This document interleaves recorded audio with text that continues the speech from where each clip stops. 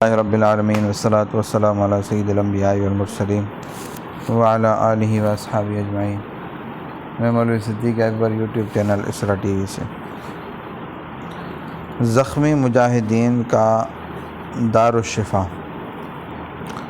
یاد رکھنے کی بات ہے، شمس العلماء فرماتے ہیں انگریزی غلبے کے بعد جن کے لیے بلا تعمل قتل یا پھانسی کا عمل جاری کر دیا جاتا تھا ان کی چند قسمیں تھیں۔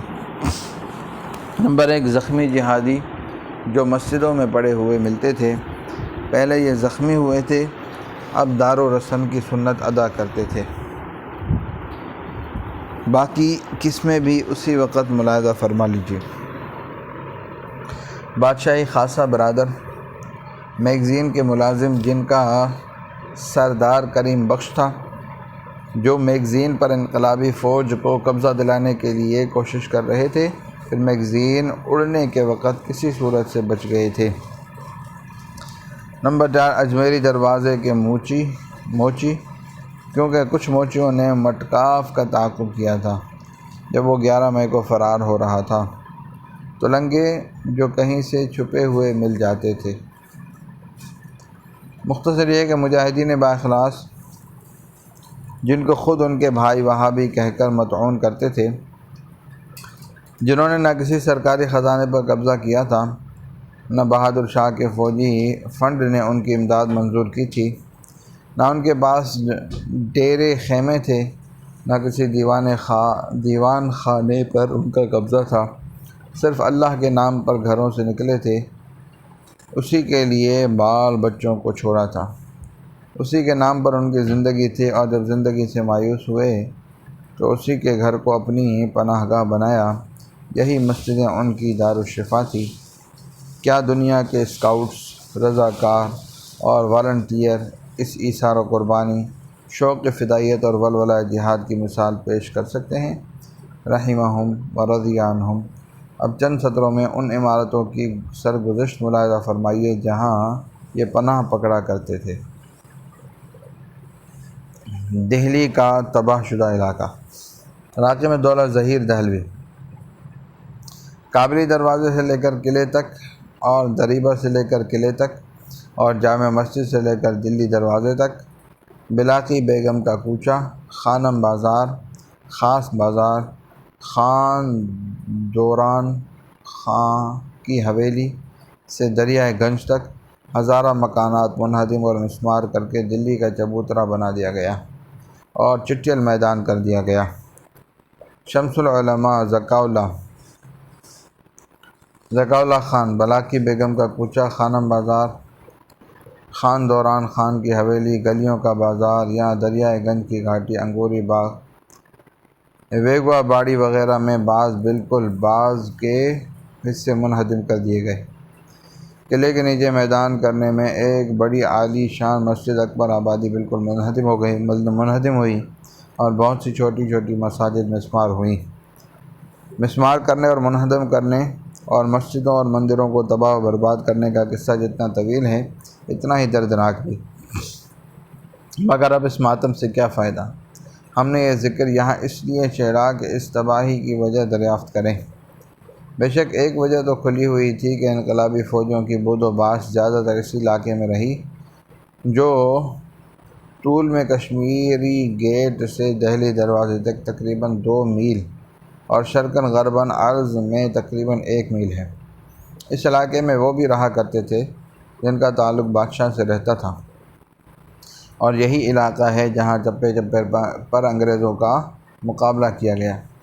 لیکن ان سب سے زیادہ انتقامی جذبات کو مشتعل کرنے والی وجہ یہ ہے کہ ان وہابی جہادیوں کے مرکز انہی محلوں اور یہاں کی مسجدوں میں تھے۔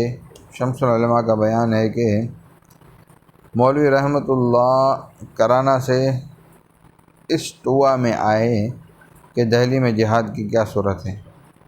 وہ قلعے کے پاس مولوی محمد حیات کی مسجد میں اترے۔ سر سید مرحوم کی مشہور تصنیف آثار الصنادید پہلی بار اس انقلاب سے 10 سال پہلے 1263 ہجری 1847 عیسوی میں شائع ہوئی تھی۔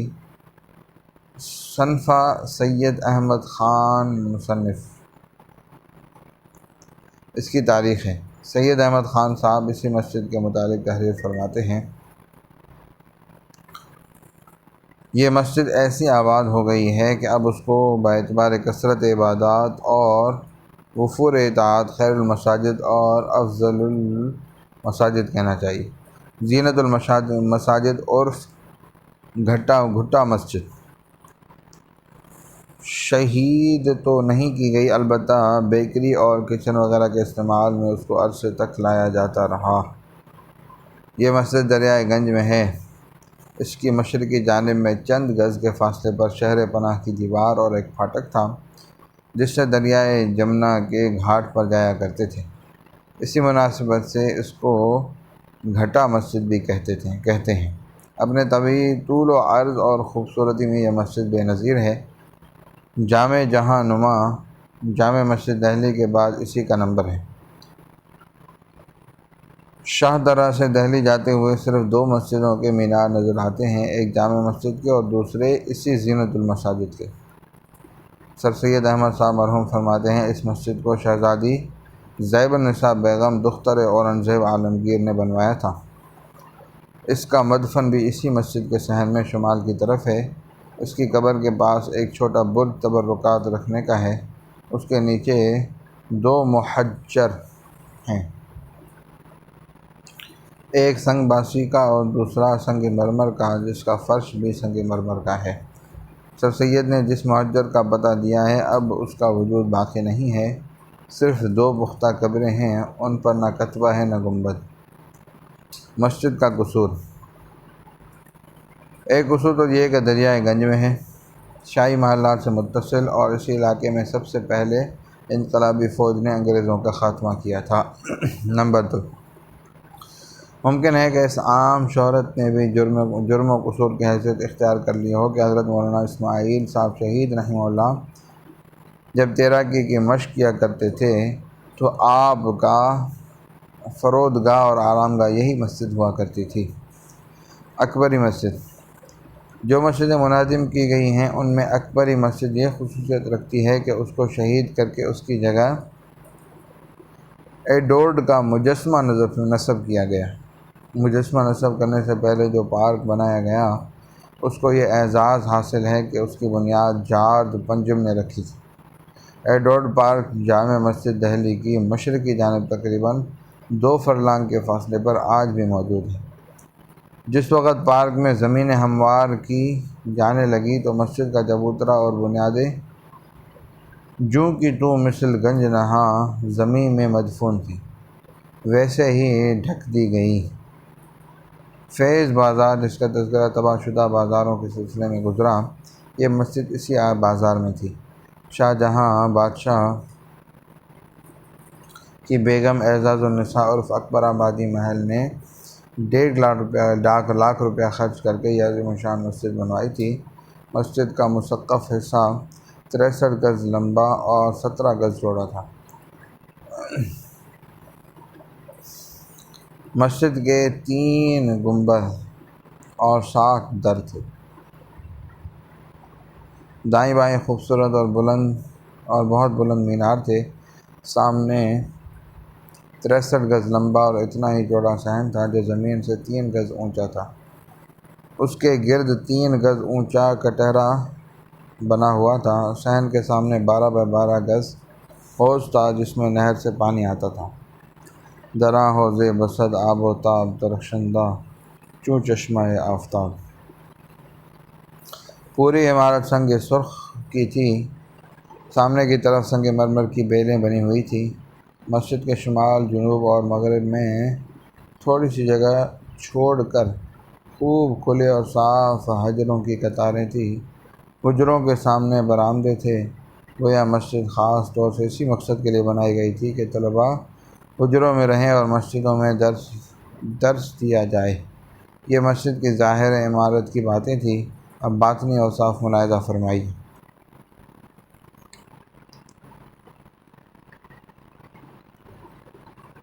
یہی مسجد تھی جہاں مترجم قرآن کریم حضرت مولانا شاہ عبد القادر صاحب محدث رحمہ اللہ اور ان کے برادر محترم مولانا شاہ رفیع الدین صاحب درس دیتے رہے تھے۔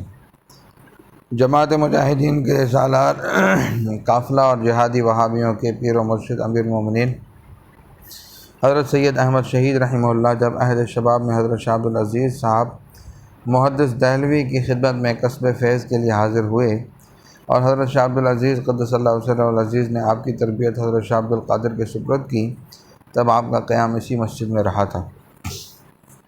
اس کے بعد جب آپ نواب امیر علی خان کے یہاں سے رخصت ہو کر اپنے شیخ و مربی حضرت مولانا شاہ عبد العزیز قدس اللہ وسلم العزیز کی خدمت میں حاضر ہوئے، تب بھی آپ کا قیام حسب معمول اسی مسجد میں ہوا اور یہیں سے بیعت کا وہ سلسلہ شروع ہوا جس میں حضرت شاہ عبد العزیز صاحب رحمہ اللہ کے حکم سے خاندان کے تمام متعلقین داخل ہوئے، جن میں سے حضرت مولانا عبدالحی صاحب اور مولانا اسماعیل صاحب شہید رحمہ اللہ نے مشیر خاص، وزیر اور معتمد خصوصی کی حیثیت حاصل کی، یعنی قافلہ جہاد کی داغ بیل یہیں سے پڑی۔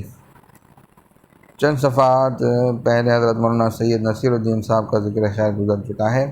آپ نے حضرت سید احمد صاحب شہید رحمہ اللہ کی شہادت کے بعد علم جہاد بلند کیا تھا۔ 1857 کے مجاہدین زیادہ تر آپ سے وابستگی رکھتے تھے، جس کی تفصیل پہلے گزر چکی ہے۔ اس میں اتنا اضافہ اور کر لیجئے کہ جب تک آپ دہلی میں رہے آپ کا زیادہ وقت اسی مسجد میں گزرتا تھا اور یہی مسجد آپ کی دارالمشورہ تھی۔ محترم غلام رسول صاحب مہر نے اس مسجد کی خصوصیات بیان کرنے کے بعد یہ شعر تحریر کیا ہے: آسماں سجدہ کند بر سر خاک برت، یک دو تن یک دو نفس بہر خدا بنشینند۔ غالباً اس کی یہی عظمت تھی کہ برطانوی طواغیت نے اپنے عروج کے وقت دہلی کے تمام مجسموں میں اس جگہ سب سے بڑا اور سب سے اونچا مجسمہ قائم کرنا ضروری سمجھا۔ حالانکہ یہ مسجد ایسے موقع پر تھی کہ اگر اس کو باقی رکھا جاتا تو وہ اس وسیع میدان کے لیے جو مسجد اور لال قلعے کے درمیان ہزاروں مکانوں کو منہدم کر کے بنایا گیا تھا زینت کا کام دیتی اور اس سے میدان کی خوبصورتی بڑھ جاتی۔ صلی اللہ تعالیٰ علی حبیب سیدنا محمد وعلی آلہ وصحبہ اجمعین برحمتک یا ارحم۔